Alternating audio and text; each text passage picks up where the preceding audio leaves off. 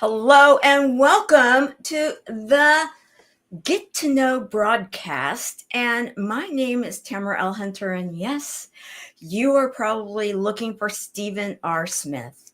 And he has asked me to be his guest host this Friday, today, for a very special episode. And I want to say thank you to Stephen for trusting myself and our guests to cover something that is very deep and very close to my heart. And that is we are going to be discussing and getting to know those that are in a docuseries that is highlighting Breast Cancer Awareness Month. And so with that, what we want to do right now is we want to hear from Stephen, and then you're going to meet our guests. I want to thank you all for taking time to come and join us on Beyond the Battle. This is going to be a fantastic show. I'm not able to make it this evening, and I really appreciate the fact that Tamara Hunter has taken a moment to be able to be the host of the show tonight. We also have LaWanna Bradford, and she is talking about this docuseries that she is now airing on E360 TV channel. I'm very excited. It is Breast Cancer Awareness Month in October, and so they're going to be talking about this docuseries. We have several guests that are going to be on. I'm so pleased that Tamara is going to do the show for us, and LaWanna is going to kind of co-host, and they're going to walk you through behind the scenes. It's going to be very interesting. I just want to thank the viewers. I want to thank Tamara and LaWanna and all the rest of the guests. Thank you so very much. You're so very kind. We love you. I will be back on Monday, and we will see you then.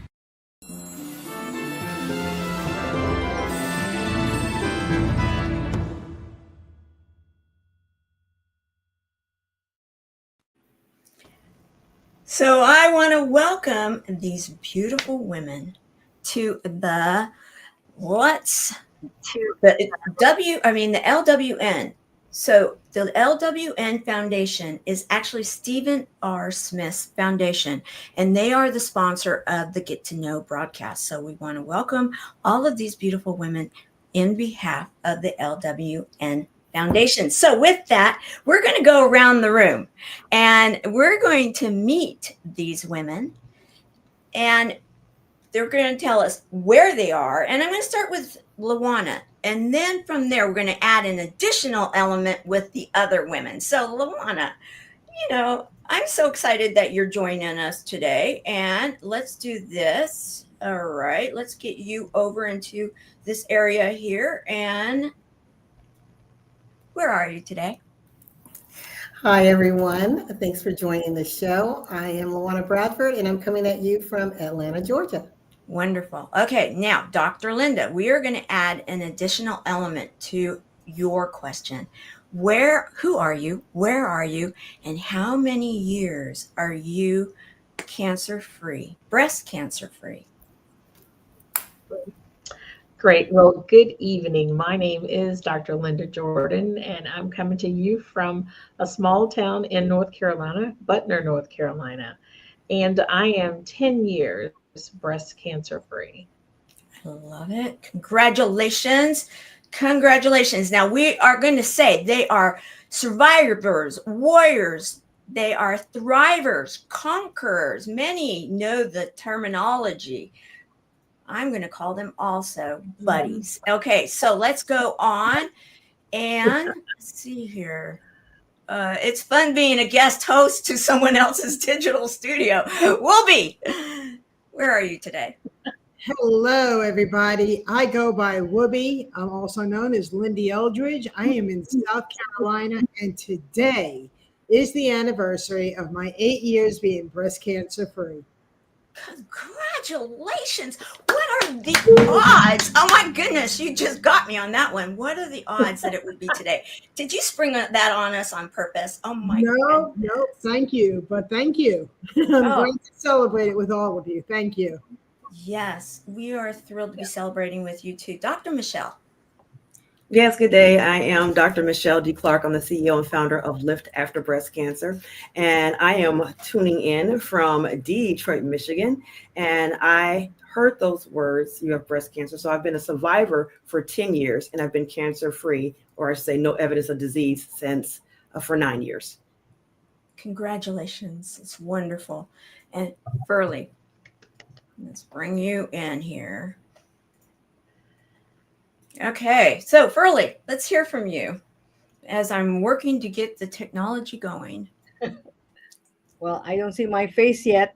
You know what? Give me a moment here. I don't know what is going on. And so. You want me to give you Ferlie for a minute here? Ferlie, go ahead. And we will get this going. I don't know what is going on here. Okay.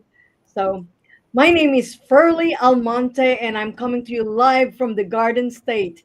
That's New Jersey. And I've been a cancer victor for almost 3 years now. And I am very, very grateful for that. I love it. I love it. And I'm going to put myself in the middle here too, because I am one of the 7 that were featured in the docuseries. And my name is Tamara L. Hunter. I am in the Ozarks, the middle of the United States, what we like to call the heartland. And I am an 11-year thriver, survivor buddy is what I like to call myself. And I'm thrilled to be a part of this. So LaWanna, we're going to bring you over and we're going to talk about this because we are here to honor the fact that you decided to go ahead and create a docuseries.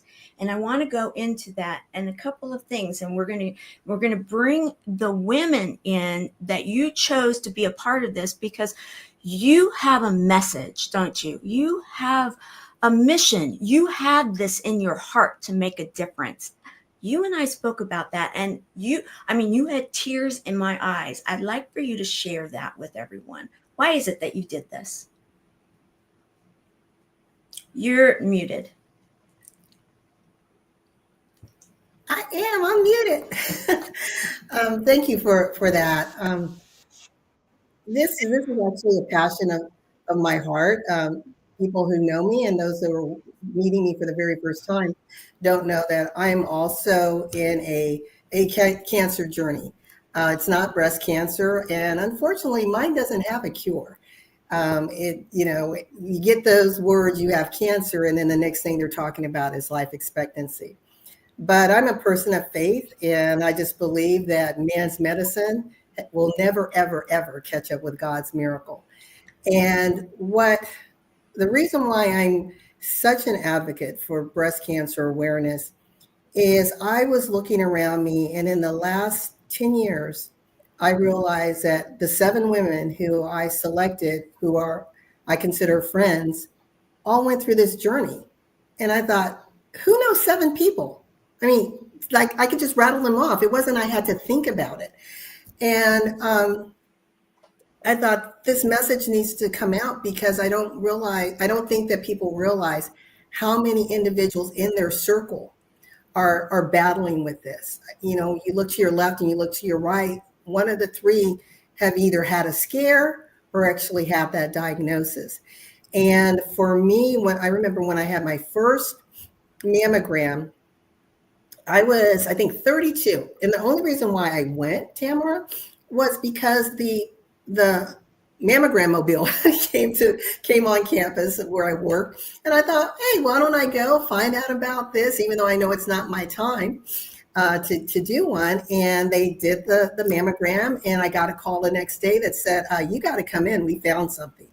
I'm like, what? Excuse me, time out. And so I went in, and then within 7 days, I was in surgery. And so for me, the blessing was it came back benign, but it was pretty scary to go from just a random, I'm curious, to 7 days later, I'm having a breast biopsy. Right. So I can relate up to a point of the journey that individuals have when you get that negative report, and then wondering what's next. Mm-hmm. And as I mentioned, because these women really have touched my heart in many, many ways, it's an honor to bring their stories to life, but with a twist. we talk about the pain of the journey, but I want to celebrate the beautiful, vibrant lives that these women are living, because they are not the diagnosis, right? They're living beautiful lights, and I believe that they will be a message of hope and of courage that will allow women to press on when they feel like giving up. Beautifully said. Beautifully said. And what I would like to do right now is the question I would like to explore a little deeper is because you and I spoke about, and then we're going to go into it with those that you have chosen to be a part of this. You mentioned that 7, that number 7. Now that's a lucky number in many circles, right? And I love the attitude that you're taking, the positive approach, because there really is so much hope. Yet we need to bring the awareness, right? We need to bring that to the forefront. And that's why I'm so thrilled. And when you asked me to be a part of this, I was like, absolutely. I trust you 100%. Let's just do this. Show me when, tell me when, where, let's just go. And you've gone after it on multiple layers.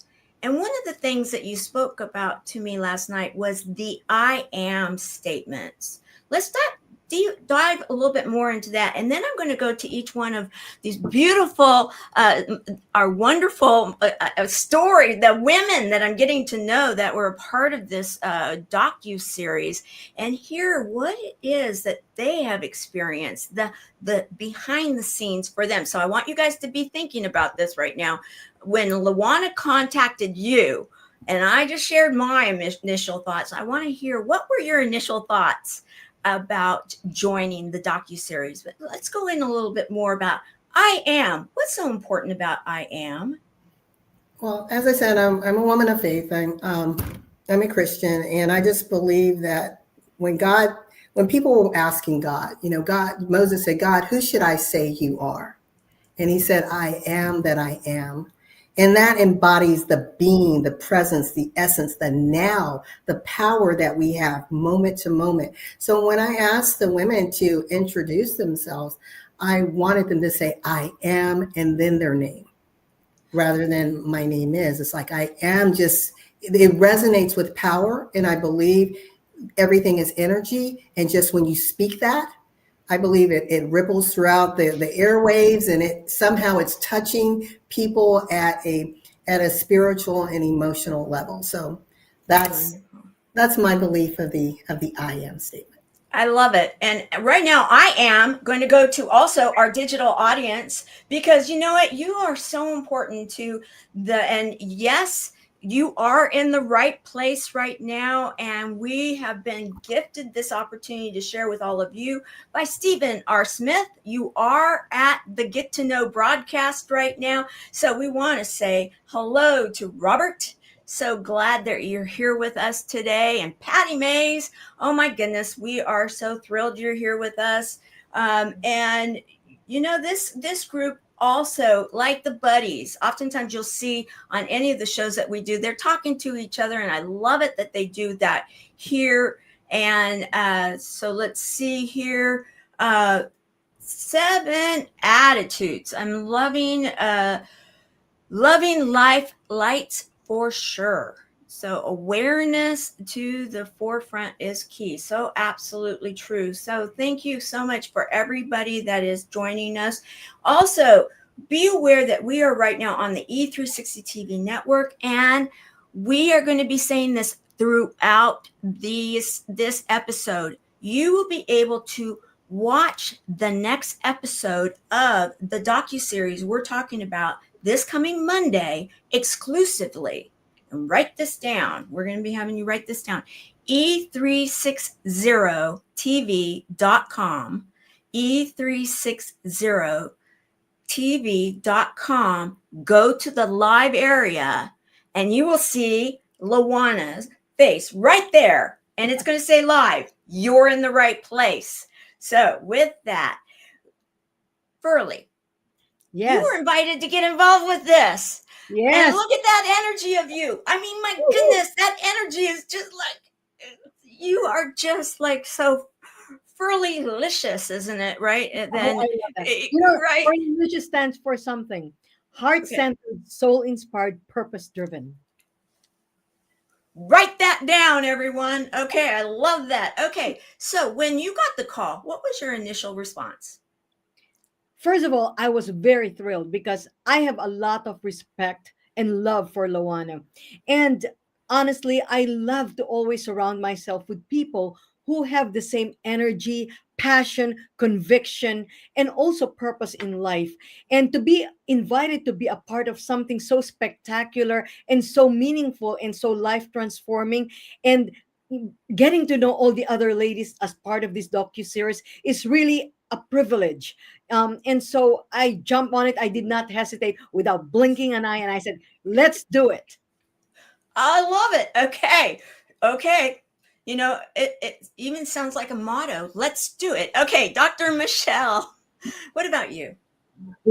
Yes, thanks, Tamara, for this phenomenal question. And when LaWanna reached out to me, I mean, first of all, who's going to tell her no, right? She is absolutely phenomenal. I hold her in high esteem as well. So I have a really high regard for her, as well as the respect and, of course, the fondness. She's an amazing person. So when she told me about the docuseries, it was absolutely phenomenal.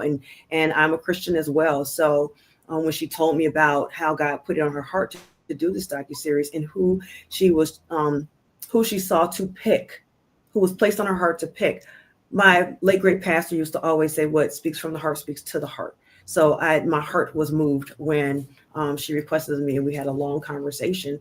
And for her to be able to share that vision with me, it was just phenomenal. There was no way that I would say no.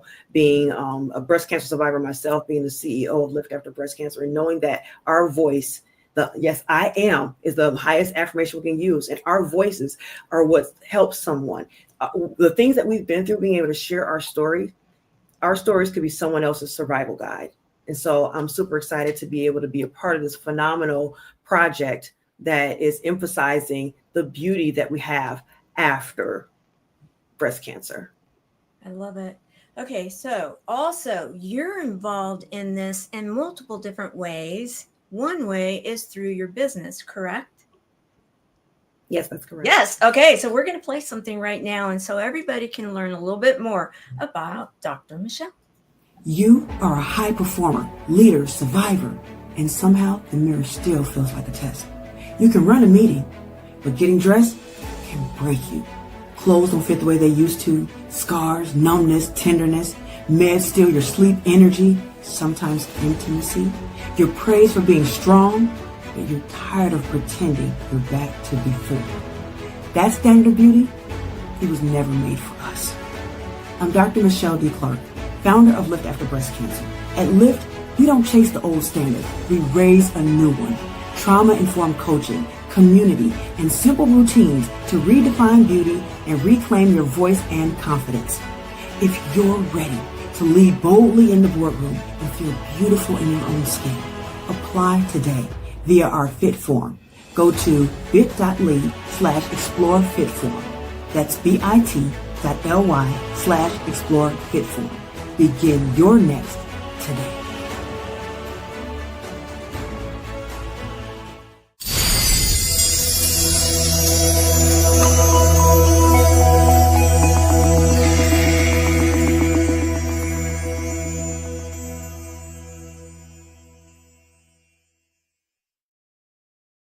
You have me so motivated.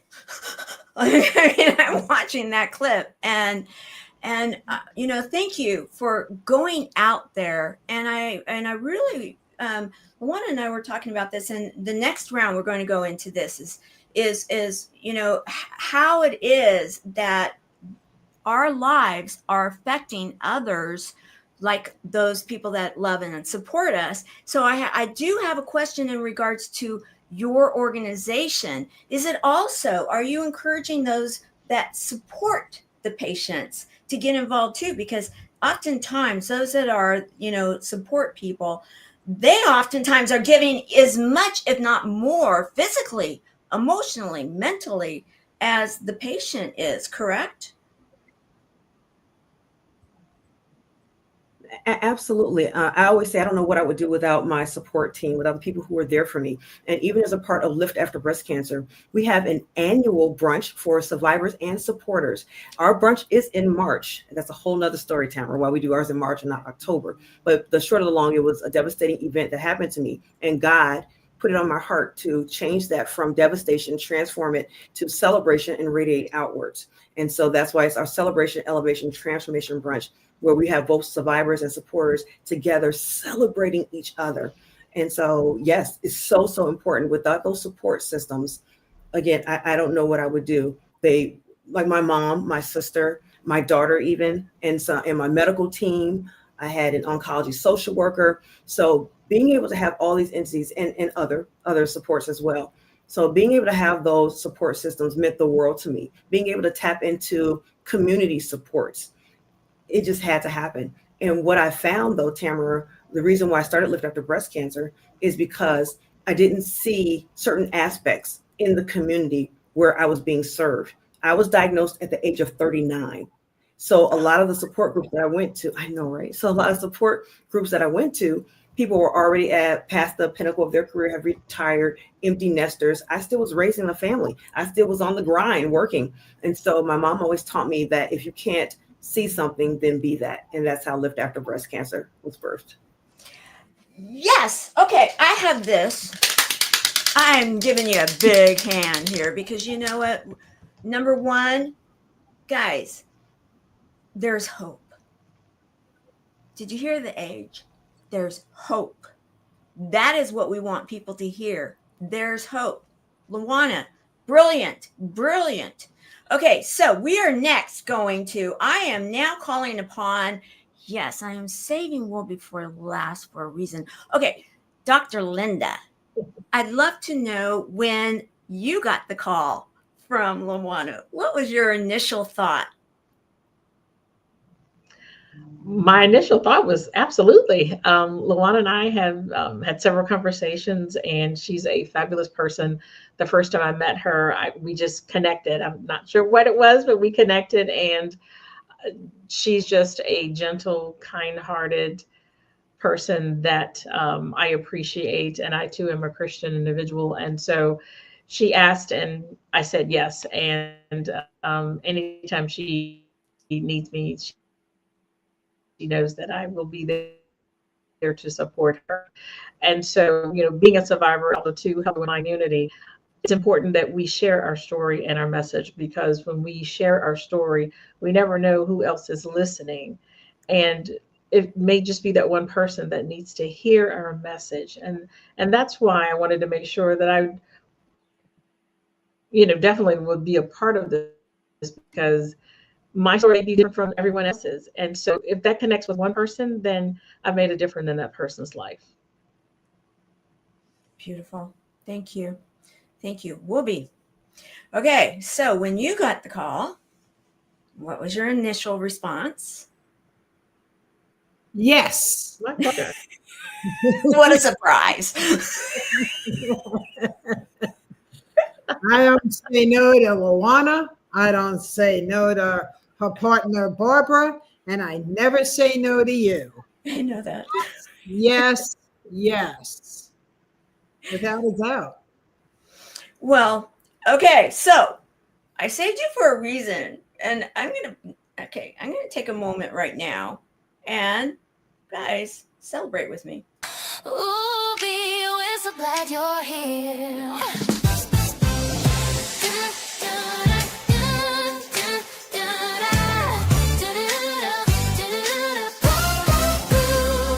Woobie, today we raise our voice and cheer.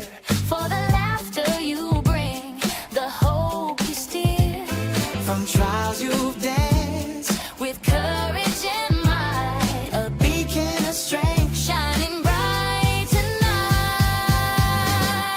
Happy birthday, Woobie, your heart leads the way.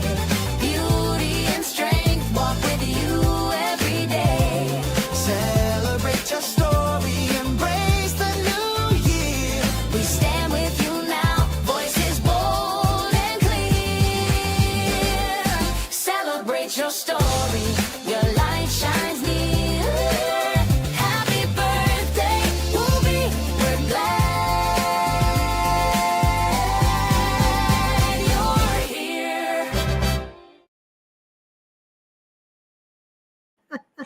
Happy birthday.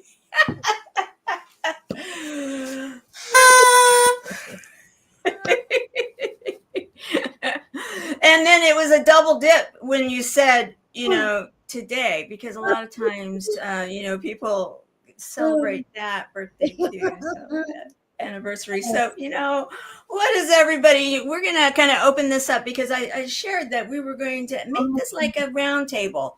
So, first of all, happy birthday, Woobie. Thank you. I feel like a child. Thank you. Thank you. Thank you.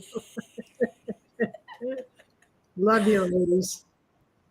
So, what I'd love to do right now is, LaWanna, I'd love for you to expand a little bit more, because we were talking about, and we already went a little bit into it with Dr. Michelle, but we were talking about the how important it is for us to be looking at the support people. And also that goes in also to education. And that's another part of all of this, right? Is that we need to be real about this. There's so much hope. There's so much to celebrate. There's so much joy. You actually told me, oh, there's a live radio show going on right now. Jump on. And I did. And I was like, oh my goodness, it was so positive. The things that were being said, there's so much good information out there. Yet, I'm going to let you lead a little bit right now and go into asking, if you want, diving a little deeper into the support and also the education piece that we were discussing. Sure. Well, with the docuseries, and is it okay if I say the name of the docuseries? Oh, absolutely. In fact, my monitor went out. That was part of my problems with the technology. I had the docuseries image that we were going to be bringing up. But yes, please bring up the name of the docuseries. Yes. And in fact, you want to tell the story of the name because you actually changed the name, right? Yeah, it's called Beyond the Battle, Where Beauty Meets Strength.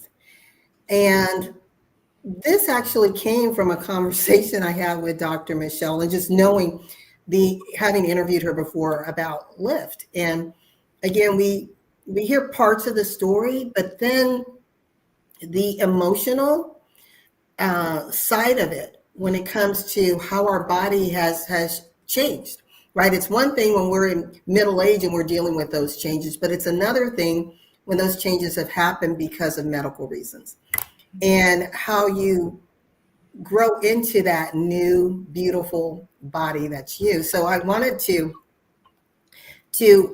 have the tagline, when beauty meets strength, because everyone here, God said, we were beautifully and intricately created and woven in our mother's womb. No matter what we go through, that beauty doesn't go anywhere. God says, I will make beauty from ashes. And so these women have risen like the beautiful phoenix that they are. And no matter what happens, whether it's medically or just life, they still rise. And I wanted people to hear the strength in them. The stories are moving, but then the question that I want the audience to ask, whether you have cancer or not, how do I tap into that type of resiliency and that type of strength when life knocks on my door? How do I become inspired by these messages? And one of the things, we know stories sell, right? So I may not remember all the medical terminology, but I can remember Ferlie's story and I can share about that. Or I can remember Michelle's story, or the fact that Dr. Linda, somehow, I do not know how she was able to do this. And you guys have to watch the docuseries. But she talks about working on her doctorate during this time. So I hope I answered the question. I kind of went left, and I think you wanted me to go right. This is a conversation. So, and it's not an interview, it's a conversation. And so, I love the fact that you're going left and right and any which way, because right now, what we want to do is we want to encourage people to go on Monday to e360tv.com, and we post the show actually starts at, and why don't you tell them what time it's live? Because you chose, and let's go a little bit deeper into this. You chose to premiere it exclusively on the network. And typically, the shows will go live on network and social media. You didn't do that. This is the very first time that I know of on any show or anything special event that on our network that this has ever been done. So tell us a little bit more about the choice of that, and then what time on Monday do people need to show up for the second episode? Sure. And so it's Monday, October 27th at 6 p.m. Eastern on e360tv.com. And the reason why I did an exclusive is it's a salute and a thank you for E360 allowing me to have a voice. How I came to E360 is I used to be on another platform, and I was told I was being too diverse in my audience and in my messaging, and I needed to play smaller and focus only on one side. And I thought, are you kidding me? So in meeting Aaron, who's the CEO, Aaron Hymes, who's the CEO of E360, I shared with him that story. And I asked him, could I have creative license? And I told him, in time, I didn't know when, I wanted to do some sort of a docuseries, something special. And I've never done a docuseries before. And so when I did this, I'm like, well, there's no better place to call it home, to give the exclusive premiere on E360. It will later go to YouTube, into social media. But for this point in time, I wanted to say thank you to E360 TV. And I want the world to turn and look at E360 TV because their global mission is to become the most diverse streaming platform in the world. Yeah. And I concur with you. That's why I'm proud to be a part of this network, proud to be, and the mission. And so with that, I also wanted, because you are, if you will, co-hosting this, if you would like to ask the women, including me, I'm going to give you the reins right now. If you have a question in regards to, and we were talking about the education piece and getting out there with the message, not the message so much of the episode, but the message that there's so much we can be doing with Breast Cancer Awareness Month, right, and everything. And then, okay, go ahead. You're up. You're up. Better up. All right. Well, we said this is a halftime show, so I guess, I love that. Taking center stage. But in all seriousness, what I'd like each woman to share is I follow you and I follow the things that you're doing. And the world for a moment pauses in October. And we all, look at breast cancer and domestic violence. And we celebrate those who are going through it. We honor those who are no longer with us. But I would like each of you to just go around and tell the world what you are doing in your place of advocacy, because not only have you survived, right? This is life beyond the battle. You now wear two hats, the one of survivor, but also the one of advocate and ally.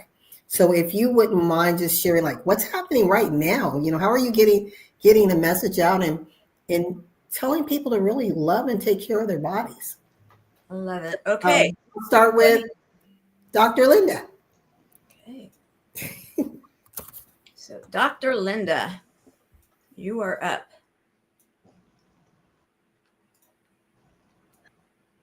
Yeah, can you hear me? Yes.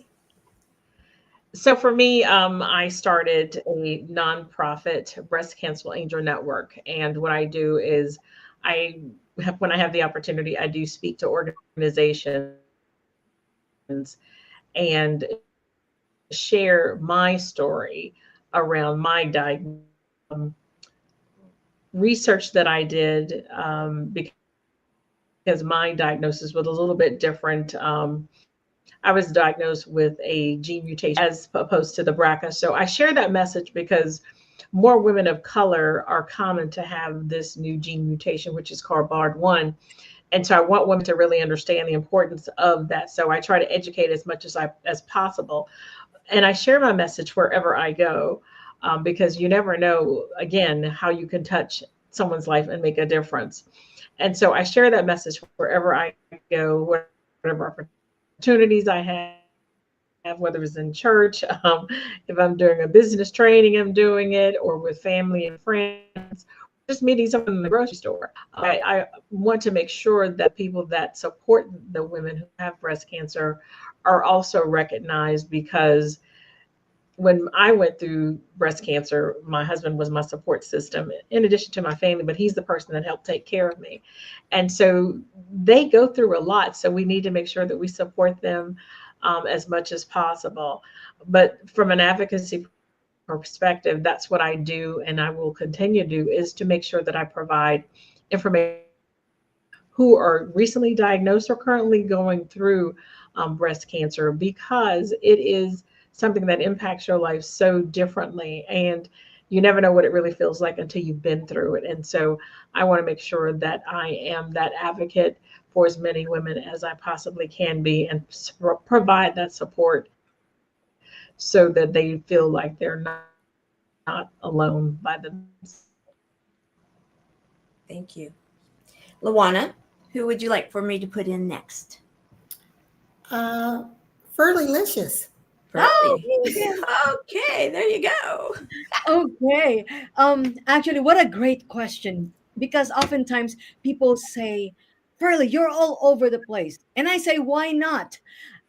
My breast cancer journey actually had led me to my calling. I would say that, because every single effort that I put out there, whether it be speaking, writing a book, hosting a TV show, entertaining, inspiring people, every effort that I put out there is all about showing, exemplifying basically, and amplifying the message of hope and resilience, that there's life after cancer. And my life story and all the accomplishments that I have really been blessed with all happened after breast cancer. So it's not our end all. And so basically I made my message, and every single one of us here, basically I believe, is part of a symphony. Every single one of us, our voices are all unique instruments that make a beautiful song of resilience and hope. And I said, I get involved in so many different fundraising projects for both breast cancer and domestic violence. Like there's one that I got involved with, ladies who rock for a cause. It's for women in crisis. So whatever it may be, whether it be cancer or domestic violence or whatever hardship you may go through, I am there, front and center. And I really take a lot of pride doing that. Well, thank you for that. Okay, LaWanna, who's next? Woobie. And Woobie, when you share, I'd like you to talk about your two books that deal both with breast cancer and domestic violence. Thanks. I've been taking a lot of notes. You ladies are just so, you're delicious. You are absolutely a blessing in every single way. And I thank you. I thank you for allowing me into your inner circle. And LaWanna, you said something that is just so, I wrote it down. Man's medicine will never keep up with God's miracle. Oh, wow. Amen. Amen. Everybody give us an amen on that. I mean, that was extremely powerful. It brings me to realize that it's not what happens to us, it's what happens for us. And when I realized this going through not only the breast cancer, but domestic violence, not only domestic violence in a relationship with a spouse or significant other, but growing up in a very dark home, domestic violence in the worst ways, domestic violence, physical abuse, mental abuse. I am an author of a book called Tears of Fears, Behind Closed Doors. In 2009, my now former husband said to me, Woobie, I wasn't Woobie back then, I was Lyn-Dee. Lyn-Dee, you should write a book. And I said, and he was already an author. And I said, I should write a book. And I said, about what? And he goes, well, I don't know. And I said, I should write a book. And I said, well, how do you start? And he goes, think once upon a time. Okay. So I sat, and that's when it came to me. God said, now it's time to live your purpose. You went through all of that because you're going to help so many get through it, because you don't know chemically what's going on. You're not a college girl. You have life experience. I put you through your own challenges in your own college. You're thriving because you made the decisions to invest in yourself and go where you felt your teachers were, which were Zig Ziglar and Jim Rohn and Maya Angelou, Brian Tracy and Les Brown. And I invested in myself. That's my story. That's what's my once upon a time. I was badly beaten and abused as a little girl. Once upon a time, I grew up and I got out of it, only to go into the arms and the hands of a narcissist man who disguised himself as Prince Charming. Once upon a time, I learned it was okay to be broken, but to work on myself. Once upon a time, I learned that it was okay to be a single mom. So Tears of Fears Behind Closed Doors is my book of what was that like growing up in it, but more so, what was it like thriving because of it? So it's not a woe is me. And I have other women that have shared their stories in that book, but it's to take you into the journey of everything is possible when you let go of being the victim and being the victor and being the warrior, and realizing the purpose was because there's more for you to shine, because God needs you for other reasons. So I found out real quick in life that I am no longer, I'm not the message, I'm just the messenger. I'm here to share my story, to share my light, but how do I do that? So I invested in myself on how to become a professional storyteller. That was interesting, right? And so I think about that. And I think about LaWanna, again, going back to you saying man's medicine will never keep up with God's miracles. And one of God's miracles is the natural ability to be able to laugh. And I learned how to laugh. I mean, at first it's simulated laughter, and it's really the craziest thing in the world. But I literally spent 5 days in Chicago with Dr. Kataria, the founder of Laughter Yoga. And we had no choice but to laugh for 5 days. Can you imagine? McGillicuddy, laughing for 5 days. That's how you had to resolve challenges, right? Oh my goodness. It was wonderful. Wonderful. So all of this investment, all of this brought me to, because God kept on saying, keep going. You're going to figure out what your purpose is. What your purpose is helping others get through it, knowing because you had to go through it. See, it's simple to go and to find out I guess it's simple, I don't know, the psychology of the brain and all of this and the meds that we're put on, right? My strength is working through it without the meds, to accepting the facts of the facts, right? So then life, takes us through all of these things, and God takes us through all the journeys. And just when we're getting comfortable, right, he decides to go ahead and shake the cherry tree, doesn't he? Yes, he does. He decides, what you doing over there? You're getting a little bit too comfortable. Let me just shake your cherry because I need for you to keep growing. That's what it's about. And if you look at life and you realize that it's all about growth, right? I'm 65 years old. I'm 65 years old. Domestic violence survivor, breast cancer survivor. What was the purpose of the breast cancer? I wrote a book called Squeeze My Tatas. You're only 1 minute am away from knowing. And behind that book is a positive workbook to help you have that mindset that, LaWanna, you're right.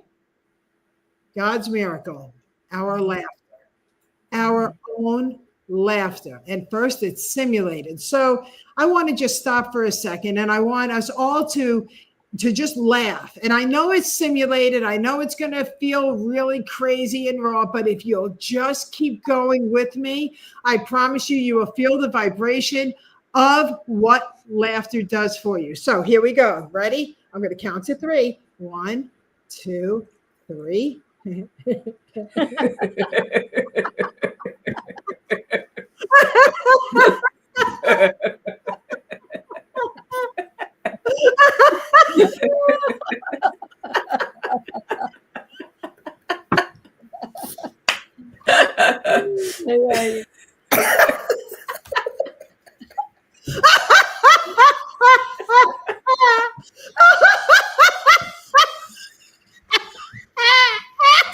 Oh my.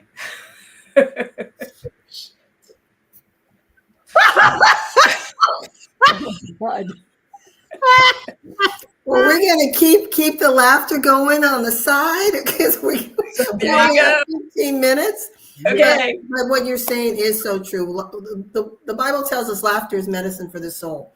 Yeah. And sometimes you have to just laugh at yourself just because, find something to tickle your funny bone. So thank you for that. And if anyone watching hasn't tried laughter yoga, it is quite an interesting experience. I didn't do it for 5 days though, Woobie. I don't know about that one.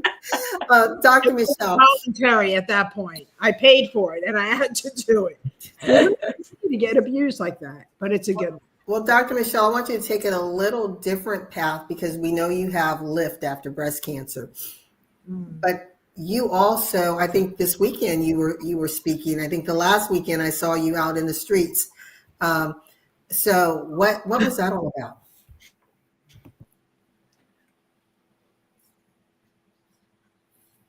Yep. So there's a few projects that I've been a part of for Lift After Breast Cancer. First of all, our vision statement is changing the standard of beauty. So I felt this was so much in alignment because a lot of times, unfortunately, we go through these body altering experiences and even mind shifting experiences, because just like if you read Psycho-Cybernetics, it's not always about what the exterior is. It really starts from the mind and what we believe, our belief systems.